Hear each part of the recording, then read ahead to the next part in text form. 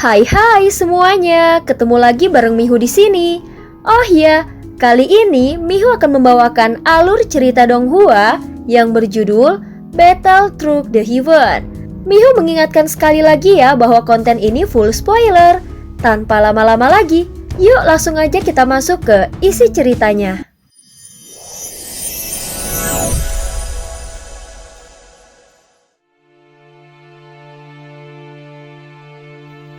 Melanjutkan dari kisah sebelumnya. Sebelumnya setelah memasuki ruang selanjutnya, Xiaoyan menemukan sosok aneh yang mencoba menghalanginya untuk mendapatkan jiwa ilusi. Saat dikelilingi oleh lebih dari 10 bola daging aneh yang tampak seperti monster, Xiaoyan mulai lebih waspada.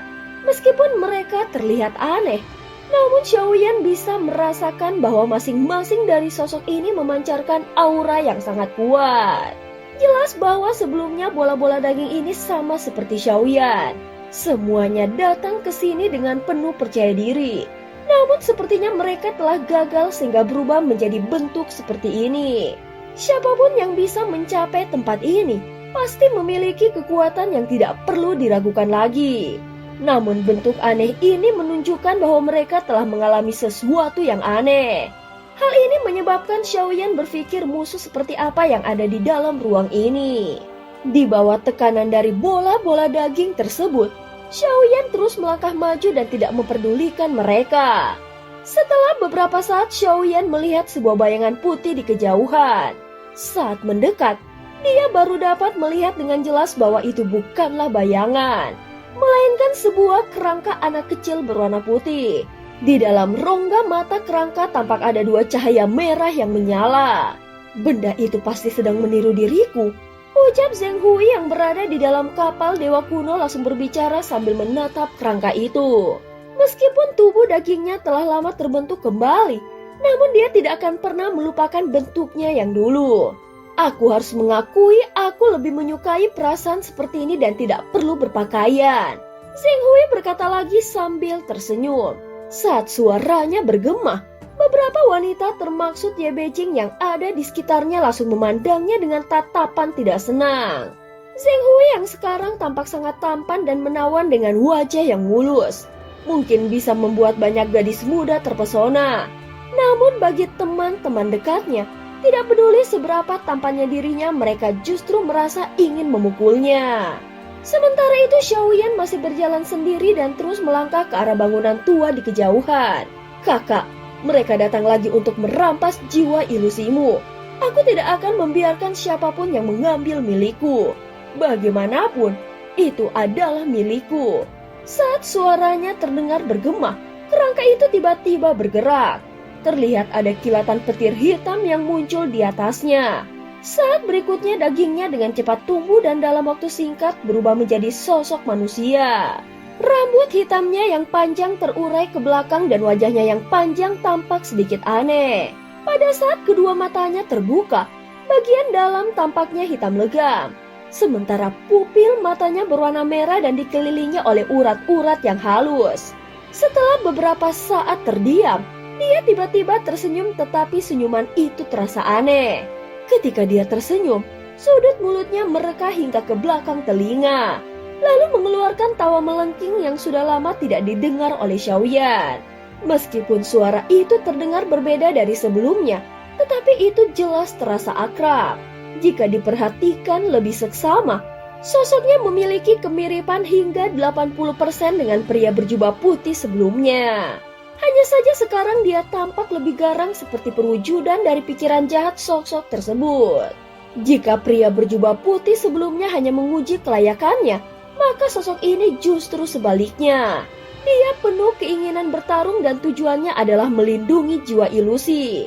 Pria ini mengenakan jubah berwarna hitam yang melambai tanpa angin, dan wajahnya memang tampak aneh. Namun auranya memiliki keagungan layaknya seorang keabadian para dewa. Apa hakmu untuk mengambil jiwa ilusi milikku? Kalian tidak layak dan kalian hanya layak untuk mati. Suaranya terdengar aneh seolah seperti 2 nada yang saling bertabrakan, sehingga menciptakan gema yang tidak harmonis. Setiap orang memiliki sisi baik dan buruk di dalam hati mereka. Ketika akumulasi di dalam hati mencapai batasnya, maka akan muncul ketidakseimbangan dan sisi jahat dapat berubah menjadi iblis. Setelah kematian, seharusnya semua kembali tenang, tetapi obsesi pria ini masih ada. Setelah melihat sikap sosok ini, Xiaoyan menghela nafas panjang. Seharusnya kau menghilang sejak lama. Tidak perlu terjebak dalam kebencian dan keinginanmu. Biarkan aku membantu menyelesaikan keinginanmu. Xiaoyan berusaha berbicara dengan tenang. Meskipun dia tahu bahwa kemungkinan berhasilnya sangat kecil, tetapi dia tetap mencobanya. Aku tidak mau mati. Namun pria berjubah hitam itu sama sekali tidak mendengarkannya. Matanya tampak memerah dan tangan kanannya langsung mengayun ke depan. Kekuatan mengerikan yang menyebar dari telapak tangannya langsung membelah ruang kosong sehingga menciptakan jurang seperti kedalaman tak berdasar. Di dalamnya muncul tangan merah besar yang meraih ke arah Xiaoyan. Xiaoyan bisa merasakan bahwa aura merah yang melilit tangan itu mengandung racun yang mematikan. Api yang sebelumnya mengelilingi Xiaoyan langsung menyebar dengan cepat dan pertempuran pun langsung pecah. Xiaoyan tidak berani lengah sedikit pun, karena sosok ini tidak memancarkan fluktuasi energi yang jelas. Hal ini menandakan kekuatannya yang luar biasa. Bahkan jika kekuatan ini hanyalah sisa-sisa, itu tetap saja sangat menakutkan. Bagaimanapun makhluk yang seperti bola daging merupakan korban dari kekuatan yang ganas ini. Jika Xiaoyan tidak mau bernasib sama seperti mereka, maka dia harus berhati-hati melawan sosok berjubah hitam ini. Api di sekitar tubuh Xiaoyan meledak dan tubuhnya membesar hingga ribuan kaki. Kemudian lautan api berkumpul di kepalan tangannya dan langsung menyerang ke arah tangan merah yang keluar dari celah kehampaan. Pada saat yang sama, tubuh Xiaoyan tiba-tiba menyusut kembali ke ukuran normal. Kemudian nyala api berwarna merah muncul di depannya dan berkumpul menjadi formasi aneh yang rumit. Garis-garis putih muncul di permukaan formasi tersebut, menampakkan kekuatan teknik bertarung yang sangat kuat. Teknik ini memiliki tingkat pertumbuhan yang sangat tinggi. Semakin kuat penggunanya, maka semakin besar pula kekuatannya. Dalam formasi ini, semua yang hancur akan berubah menjadi bagian dari formasi, sehingga meningkatkan kekuatan tempur Xiaoyan. Xiaoyan mulai mengonsentrasikan energi di dalam dirinya untuk mengumpulkan seluruh kekuatannya. Bagaimanapun, teknik ini akan menjadi jurus pembunuh yang sangat penting baginya. Setelah teknik ini berhasil disempurnakan, maka Xiaoyan tidak perlu mengkhawatirkannya lagi. Meskipun dia tidak secara langsung terlibat dalam pertempuran, namun teknik formasi ini memberikan dukungan besar bagi Xiaoyan. Saat berikutnya tangan Xiaoyan mengepal menciptakan pukulan api bertubi-tubi yang menghancurkan banyak tangan yang menyerangnya. Kemudian dia mengarahkan jari dan melepaskan teknik jari penghancur bintang yang menghantam celah ruang, sehingga menyebabkan ledakan besar dan menghancurkan banyak tangan di kehampaan. Serangan itu juga seolah menahan tangan-tangan ini muncul kembali dari dalam celah ruang. Namun pria berjubah hitam itu hanya tertawa lebih keras. Dia segera mengangkat tangannya lalu menggambar sebuah lingkaran hitam besar di udara dan menarik Xiaoyan ke dalamnya. Seketika Xiaoyan merasakan tekanan besar dari dalam lingkaran hitam itu, dan tubuhnya terasa seperti dihancurkan. Raungan rendah bergema dari mulut Xiaoyan ketika tubuhnya hampir hancur menjadi potongan-potongan daging. Meskipun tubuh asli Xiaoyan belum mencapai tahap kuno, tetapi kekuatan tubuh fisiknya sangat mengerikan. Di tengah tekanan besar itu, tubuh Xiaoyan meledak menjadi serpihan darah. Sosok berjubah hitam berusaha menghancurkan ruang dan sekaligus memusnahkan Xiaoyan di dalamnya. Namun darah Xiaoyan yang berserakan berkumpul kembali dengan cepat. Ukuran tubuhnya yang semula ribuan kaki, kini membesar menjadi puluhan ribu kaki.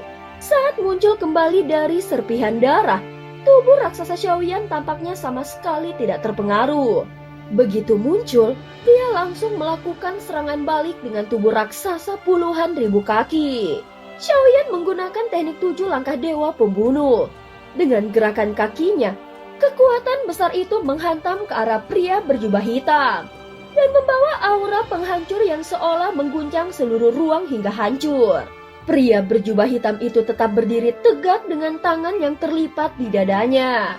Kemudian dia mengangkat jarinya yang membentuk 7 titik hitam di udara. Saat berikutnya itu berubah menjadi lubang hitam besar lalu menyerap semua yang ada. Salah satu dari lubang hitam itu juga muncul tepat di atas kepala Xiaoyan.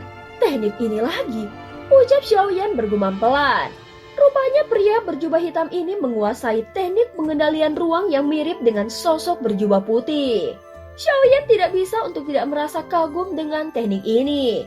Jelas jika dia memiliki jiwa ilusi, mungkin dia juga akan bisa menggunakan teknik yang sama. Dan cerita pun berakhir. Terima kasih udah dengerin Mihu dari awal sampai akhir ya. Sampai jumpa.